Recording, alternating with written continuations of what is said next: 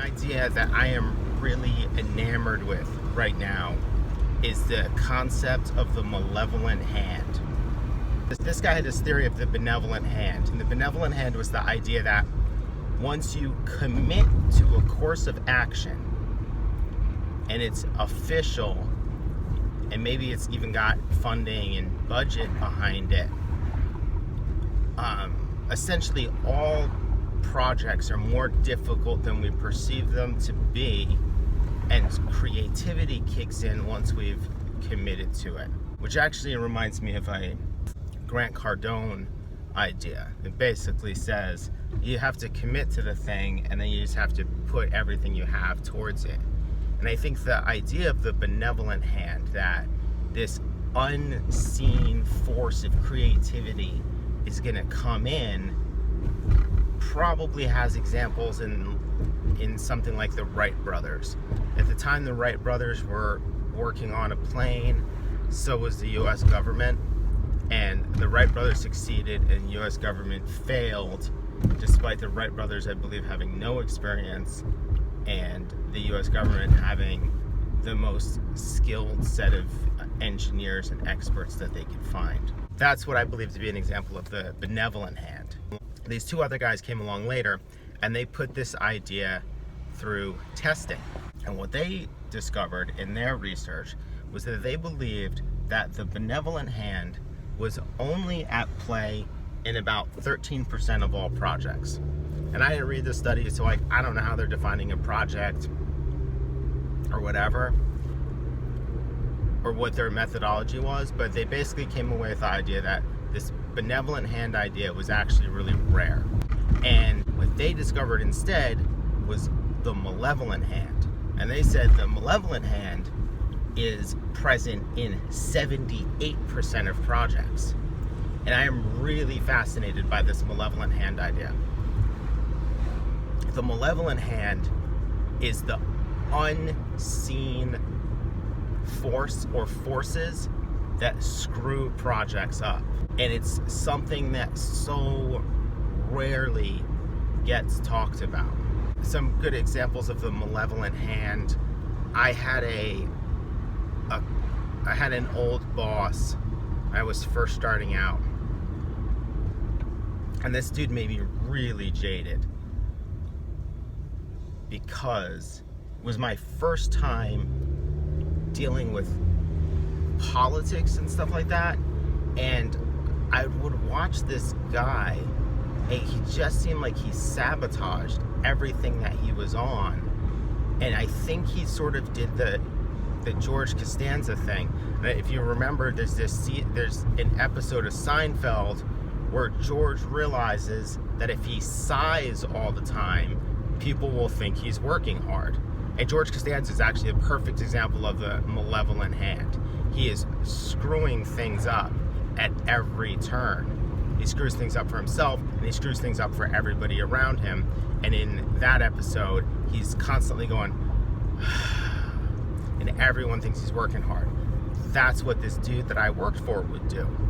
And what ended up happening was people dreaded doing projects where he was going to be the creative director on it, because they were worried about how much it would cost, because all his projects went wildly over budget.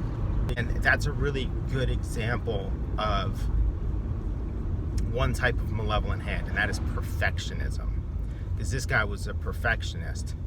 And the thing that perfectionists never get about what they're doing is they're the only ones who see the stuff they're doing as being perfect.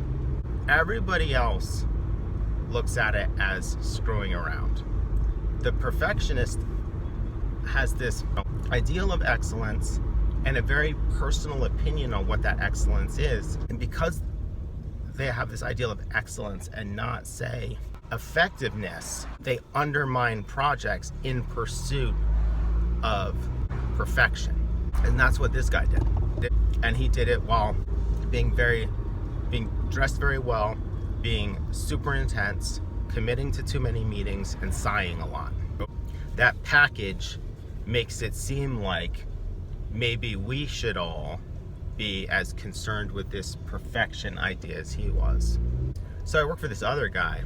He had his form of being the malevolent hand was that he deep down wanted to work for a traditional ad agency.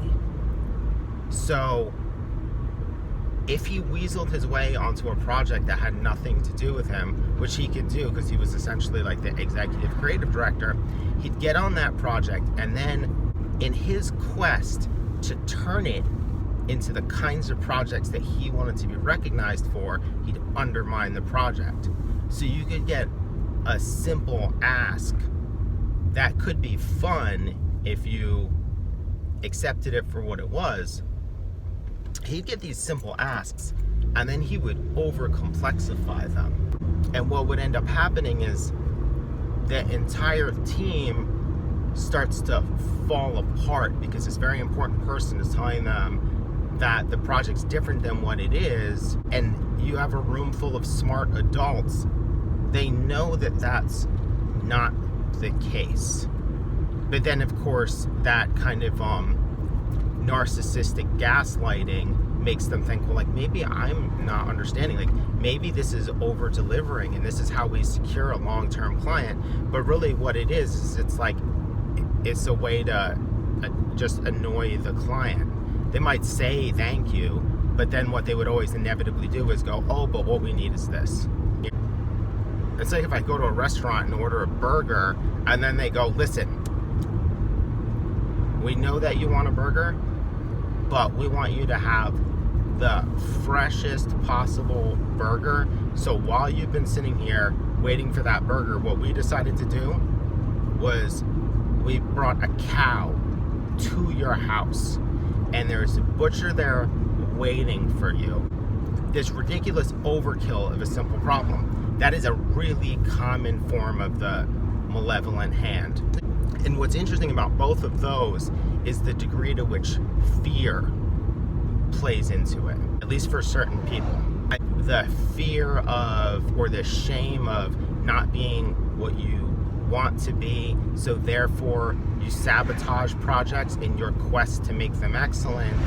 The fear of failure that tends to lead to perfectionism, or the fear of judgment. So the malevolent hand is this very common side effect of basic human nature traits.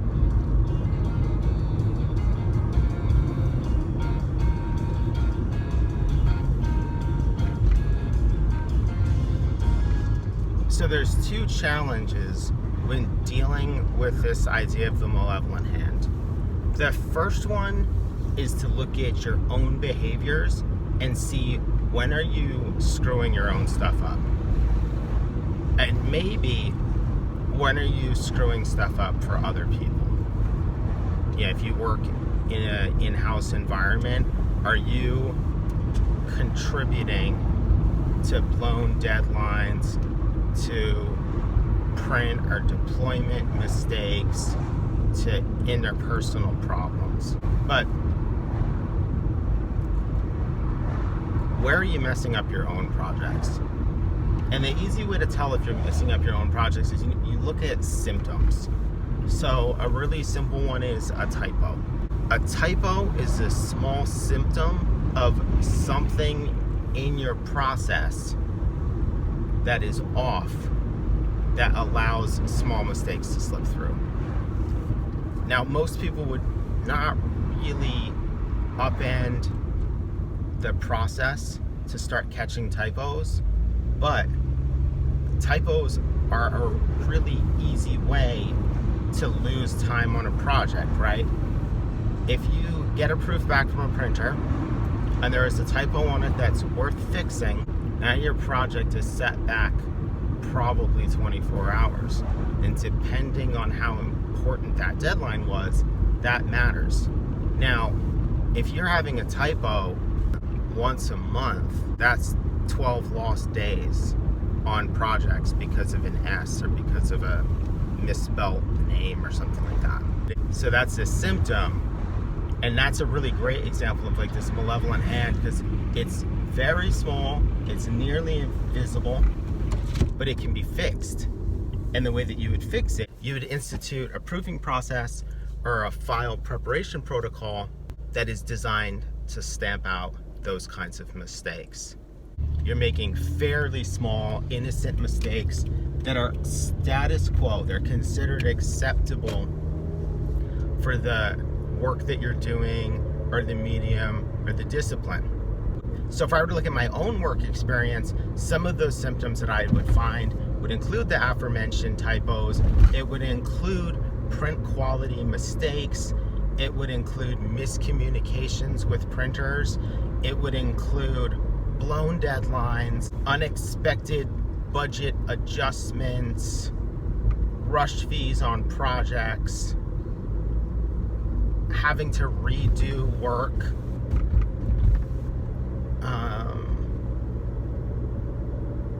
I'm sure there's more. All of that stuff has its faults somewhere with me. And if I look at like, okay, here's a symptom, what caused this to happen? You know, what caused me to blow a deadline? Well, creative block. Okay, and why did you have creative block? Because your process sucks. Or what caused it to be late? I needed an extra 2 days. Why? Because I'm a perfectionist. Why are you perfectionist?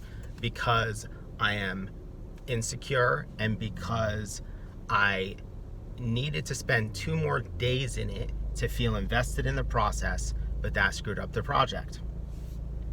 And that might lead to, what was the problem at the printer? The white ink printing on the craft paper didn't work. Okay, why didn't it work? Because even 2 hits of white doesn't make an opaque white.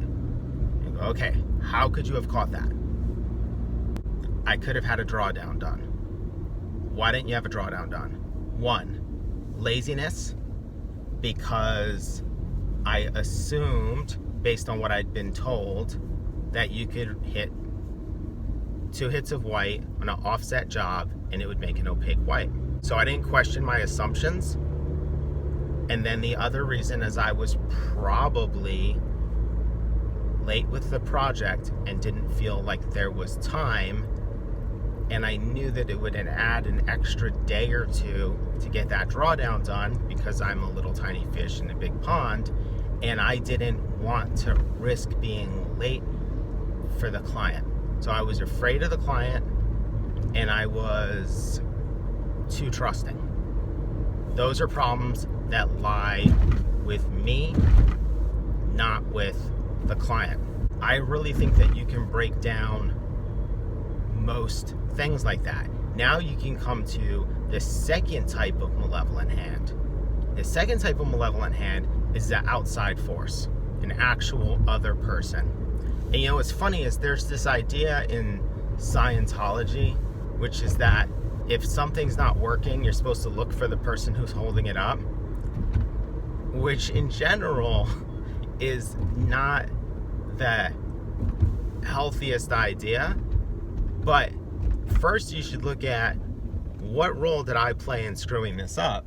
And then you might want to look at, what role did I play in trusting someone who screwed this up? Let's do some examples of a third party malevolent hand. If I tell the printer I want to hit 2 hits of white on this French butcher's paper, and I tell them I want a drawdown, and the printer tells me, nah, you don't need a drawdown, 2 hits of white will print opaque, and then they're wrong. So there's 2 things that can happen there. Either way, I deserve a refund or a chunk of money back. And then secondarily, I have kind of 2 options. I can let them know I'm never working with them again because of that mistake and because of their presumptuousness. Or I can say, look, I'm really mad about this. What are you gonna do to ensure that this doesn't happen again? If it happens again, then obviously they gotta be fired. But if I don't do either of those options, then I would argue that I become the malevolent hand once again. Because what role did I play in that situation? If it happens again, the role I played was I let this printer make this mistake and I didn't punish them for it at all. Basically, I let it just be chalked up to like, oh, shit happens. You can have a client that's a malevolent hand. Really, I mean, most of you do. If you have clients that act as this malevolent hand. They might change stuff at the last minute. They might say yes to stuff, like they might approve stuff to be agreeable, but then kill it with a death by 1,000 cuts. They might be doing the thing of changing the ask or shifting the goalposts after you've started working. If you want to get rid of these third-party malevolent hands, you have to become much tougher. You have to let people know behaviors that are not acceptable. You have to let people know how they're sabotaging their projects. And you have to let people know there'll be consequences if they continue to do this. Most of us don't do these things because we're so afraid to lose the client, to lose the money, or just to be confrontational. Like, I am not confrontational, and I really think I need to be. I don't think that being agreeable and easy to work with is necessarily always good. I think that there are places where if the effectiveness of projects is being compromised, the ability to meet the simple goal that was set out by deciding to do the thing, and that's happening because you're being too agreeable, that you're just a sucker who's afraid to upset people or hurt their feelings. So you can have a malevolent hand as a client, you can have a malevolent hand in your organization. Again, it's at play in 78% of projects, so you do have this happening. And I think what's interesting is it's so pervasive that a lot of it is just accepted. And what's interesting to me is if you remove the human aspect from it and you simply take it as, here is a problem, if we refer to that as a symptom, what's the root cause? And then you figure out how to fix the root cause, which is either gonna be, it's always gonna be concrete. You can have a toxic way to deal with a person, and that's always gonna be vague. Toxicity thrives in ambiguity and vagueness. Toxic people always have these vague criticisms of people, and there's nothing the person can do to actually fix it. But if there's an actual problem, you should be able to find a concrete thing and say, you are doing this behavior, and if you don't stop or change it, you're going to be let go, or we're going to pull responsibilities from you, or whatever it might be. But it's got to be specific and provable, I think, and that requires you to be, again, confrontational. And I think the whole thing that's interesting to me about this is it all requires an unbelievably high degree of honesty. And when you think about how most people aren't fundamentally honest with themselves, and most people are not very confrontational, and they'd either rather accept a situation or ghost someone and still not deal with it, it's not surprising then that 78% of projects are messed up. Because I can look at a lot of the stuff where I worked on a project where I can safely blame a third party for a problem, but I didn't have it out with them.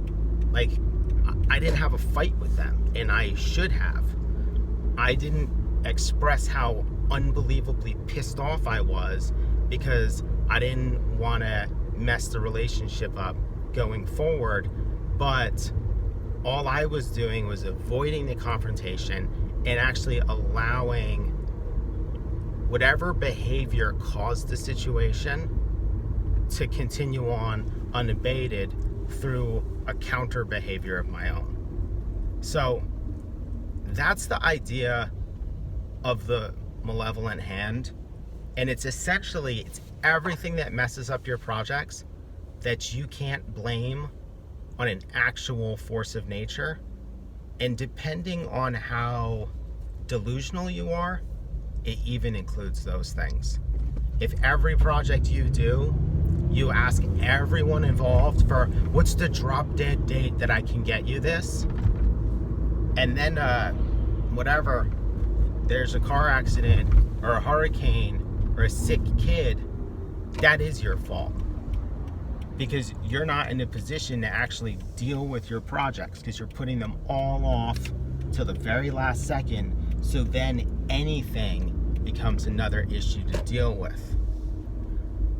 I hope that was interesting. This idea really kind of blew my mind. It was definitely something I had thought about and was aware of, but I hadn't seen that phrase before. And I'll throw a link in the show notes to the Wikipedia page on it, and who knows, maybe by the time I edit and post this, we'll have found some more content related to it. All right, have a good one.